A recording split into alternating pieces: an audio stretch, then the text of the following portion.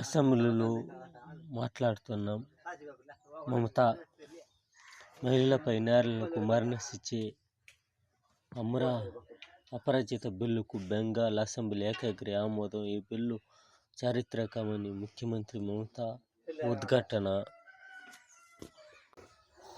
ఏమిటి అపరాజిత బిల్లు? నేరం లైంగిక దాడి. అపరాజిత బిల్లు 7 నుంచి 10 ఏళ్ల జైలు, జరిమానా కనీసం 10 ఏళ్ల జైలు. పాక్సో చట్టం 3 ఏళ్ల జైలు, జరిమానా 5 నుంచి 7 ఏళ్ల జైలు. ఈ విధంగా మమతా సర్కారు ఇప్పుడుదా కళ్ళు తెరిచింది, చట్టంపై దృష్టి పెట్టింది. ఇంకా మీదట కలకత్తా, బెంగాల్